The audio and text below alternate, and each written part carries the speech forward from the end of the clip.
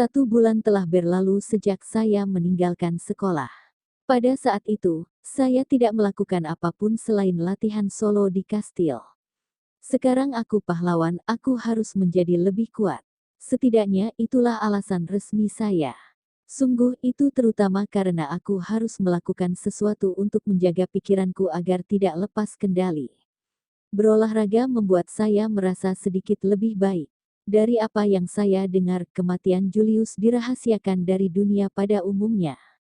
Ayah saya mungkin memainkan peran besar dalam hal ini, tetapi bisa juga bahwa kerajaan lain merasa akan berbahaya untuk mengungkap kematian pahlawan selama masa kerusuhan seperti itu.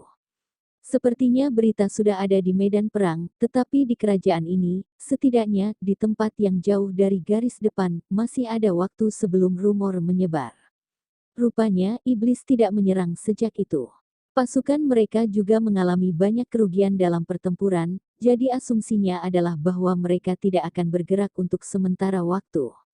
Yang sedang berkata, aku tidak bisa lengah. Ini bukan masalah orang lain lagi bagiku. Sekolah sepertinya masih berjalan seperti biasa. Saya sering menggunakan Vartok untuk berkomunikasi dengan Sue, Katia, dan yang lain tentang hal itu. Bagaimana keadaan di sana? Sama seperti biasanya. Selain sedikit kebingungan mengapa kamu meninggalkan sekolah dengan tiba-tiba. Petik 2. Baiklah. Beritahu semua orang aku bilang halo, oke. Petik 2. Iya. Tentu saja. Hai, Sue. Apa kabar? Aku baik. Itu bagus. Bagaimana keadaan di sana? Petik 2. Yuri dipanggil kembali ke gereja hari ini. Dia. Iya. Kemungkinan besar informasi tentang kematian Julius telah disampaikan ke gereja juga. Petik 2. Benar, dan karena dia seharusnya menjadi suci berikutnya. Persis. Menurut Anda apa yang terjadi pada orang suci yang bekerja dengan Julius? Petik 2. Dari yang kudengar, seluruh pestanya hilang kecuali Hirins. Saya melihat, aku sudah diberitahu Hirins akan segera kembali. Saya harus bisa berbicara dengannya, saya pikir. Saya punya banyak pertanyaan. Petik 2. Tentu saja. Tolong cobalah untuk tetap low profile, oke. Petik 2. Ayah memang memberitahuku untuk tidak berbicara tentang menjadi pahlawan sampai diumumkan secara resmi, jika itu yang kau maksud. Saya tidak akan melakukan hal bodoh. Petik 2. Saya harap tidak. Ayolah, jangan katakan itu. Atau apakah Anda hanya khawatir tentang saya? Petik 2. Tentu saja. Oh, baiklah, terima kasih. Sama-sama. Kami memiliki banyak percakapan seperti itu. Hirins adalah teman masa kecil Julius, seorang pejuang yang bertempur bersamanya. Saya sudah bertemu dengannya beberapa kali ketika dia bersama saudara saya. Begitu Hirins kembali, aku pasti akan mengajukan beberapa pertanyaan padanya. Bagaimana kakak saya meninggal? Sejujurnya, saya sulit percaya bahwa kakak saya bisa dikalahkan dengan mudah ketika dia begitu kuat. Apakah dia terjebak dalam perangkap pengecut? Atau apakah dia menghadapi pasukan yang terlalu banyak bahkan untuk dia tangani? Tidak mungkin saudaraku kalah dalam duel 1 lawan 1. Ketika Hirins kembali, aku akhirnya bisa mendapatkan jawaban.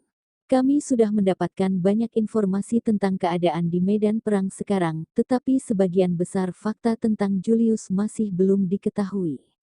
Yang saya tahu adalah bahwa Hirins adalah satu-satunya anggota partai kakak saya yang selamat.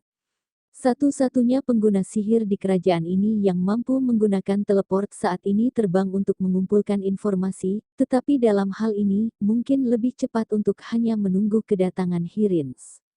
Informasi apa yang dibawa penyihir itu dari medan perang telah dihancurkan. Di perbatasan antara wilayah manusia dan iblis, masing-masing pihak telah membangun benteng untuk mencegah yang lain dari invasi. Ada 8 benteng di sisi manusia, yang menangkis invasi iblis untuk waktu yang lama. Tetapi dalam pertempuran ini, iblis mengirim pasukan untuk menyerang ke-8 benteng. Meskipun jumlah pasti tentara tidak diketahui. Dikatakan bahwa itu adalah tentara terbesar yang pernah berkumpul. Kekaisaran Renzen, yang merupakan kerajaan yang paling dekat dengan perbatasan, melawan balik dengan sekuat tenaga di samping bala bantuan dari kerajaan tetangga. Dalam hal skala belaka tidak berlebihan untuk mengatakan bahwa ini sekarang adalah perang habis-habisan antara manusia dan setan. Dan dari 8 benteng manusia, setengah dari mereka telah jatuh. Kehilangan tersulit adalah benteng Kusorion, titik pertahanan terpenting kami. Tampaknya, pertarungan berjalan dengan baik sampai monster raksasa muncul entah dari mana, setelah itu benteng dihancurkan. Berdasarkan kemunculannya yang tiba-tiba, banyak yang percaya bahwa roh-roh jahat memanggilnya, tetapi tampaknya, hal itu juga menyebabkan kerusakan pada pasukan iblis. Monster yang dipanggil dikenal sebagai monster kelas legendaris, monster laba-laba yang sangat kuat yang disebut Ratu Taratek. Menurut laporan, itu adalah bencana berjalan yang menghancurkan seluruh pasukan yang dipelopori oleh seorang pahlawan. Karena itu juga menyerang sekutunya di sisi iblis umumnya berpikir bahwa itu hanya dipanggil ke medan perang tanpa kontrak. Namun demikian, binatang itu adalah ancaman besar. Ini bukan satu-satunya serangan yang menggunakan monster, baik. Benteng Okun rupanya dihancurkan oleh segerombolan makhluk. Dalam hal ini, itu adalah spesies yang disebut Anogrech, juga dikenal sebagai monyet pendendam. Ada lonjakan berkala di penampakan monster ini di dekat perbatasan manusia iblis. Sudah menjadi rahasia umum bahwa jika salah satu dari mereka terbunuh, sisa kelompok tidak akan beristirahat sampai mereka memusnahkan pembunuhnya. Mengambil keuntungan dari sifat itu, pasukan iblis entah bagaimana melepaskan Anogrech langsung ke benteng Okun, di mana salah satu tentara benteng membunuhnya. Ini membawa gerombolan besar Anogrech ke benteng untuk membalas dendam, mengisi pertahanan sampai akhirnya jatuh. Jika ada lapisan perak, itu adalah bahwa Anogrech kemudian mengambil tempat tinggal di benteng, sehingga tentara iblis tidak akan dapat menggunakannya juga. 2 benteng lainnya dijatuhkan oleh serangan militer langsung. Meskipun 4 benteng lainnya selamat, mereka juga tidak selamat. 3 dari mereka baru saja lolos dari kehancuran total.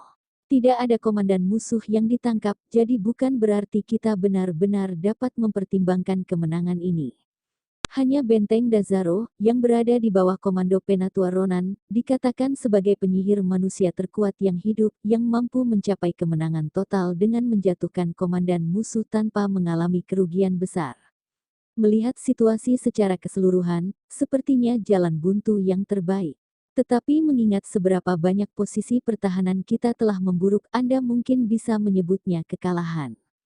Tentara iblis mungkin mengambil jumlah korban yang sebanding, tetapi dengan sebagian besar benteng kami rusak atau hancur, mereka telah berhasil membuka jalan ke wilayah manusia yang layak. Tidak ada cara untuk mengetahui kapan mereka akan mengatur kembali pasukan mereka dan memulai invasi yang sebenarnya. Dan ketika serangan itu berlanjut, aku akan berdiri di garis depan medan perang sebagai pahlawan baru. Sejujurnya, aku takut. Saya selalu bermimpi suatu hari nanti bertengkar di sisi Julius, tetapi saya pikir hari itu masih di masa depan yang jauh. Saya tidak pernah berpikir saya harus pergi ke medan perang begitu cepat dan tentu saja saya tidak pernah membayangkan bahwa saudara saya akan mati. Tidak, aku harus berhenti berbohong pada diriku sendiri. Bahkan jika saudaraku Julius masih hidup, aku ragu aku akan pernah bertarung di sisinya. Berkelahi membuatku takut. Aku bahkan enggan membunuh monster. Jika lawan saya memiliki kemauan dan kecerdasan yang jelas, tidak mungkin saya bisa melakukannya. Tapi itu bukan karena aku baik dan peduli seperti Julius. Saya seorang pengecut. Namun, saya seharusnya menggantikannya sebagai pahlawan berikutnya. Tidak ada yang tahu lebih baik daripada saya bahwa saya tidak pernah bisa menjadi pahlawan yang luar biasa. Karena itulah gelar pahlawan terasa seperti beban berat bagiku. Selain itu, saya sendirian sekarang. Nosue, yang telah berada di sisiku sejak aku lahir, atau Katia, yang telah aku habiskan bersama sejak kehidupan kami sebelumnya. Mereka ada di akademi. Saya tidak bisa membawa mereka ke medan perang. Selain itu, Sue adalah seorang putri, dan Katia adalah putri seorang duke. Sekalipun ini pada akhirnya menjadi pertempuran untuk menentukan nasib umat manusia, tidak terutama jika memang demikian, saya tidak akan pernah bisa menempatkan mereka dalam posisi berbahaya seperti itu. Meskipun, mungkin Yuri akan bersamaku jika dia ditunjuk sebagai orang suci. Dan itu hanya jika dia dipilih dari antara kandidat lain untuk kesucian masa depan. Satu-satunya yang bisa datang dengan saya tanpa khawatir tentang posisi mereka adalah Fei, yang dikontrak oleh saya sebagai familiar. Tetapi meskipun begitu, saya tidak yakin apakah saya ingin membawanya. Sebelum saya diangkat sebagai pahlawan baru, Fei dan saya secara resmi menandatangani kontrak sebagai tuan dan familiar. Sebagai hasilnya, sekarang saya dapat memanggil Fei ke sisi saya dari mana saja di dunia dengan keterampilan pemanggilan. Secara teknis, saya juga bisa menggunakan keterampilan itu untuk memberi perintah bahwa Fei akan dipaksa untuk patuh, tetapi saya tidak punya niat melakukan itu.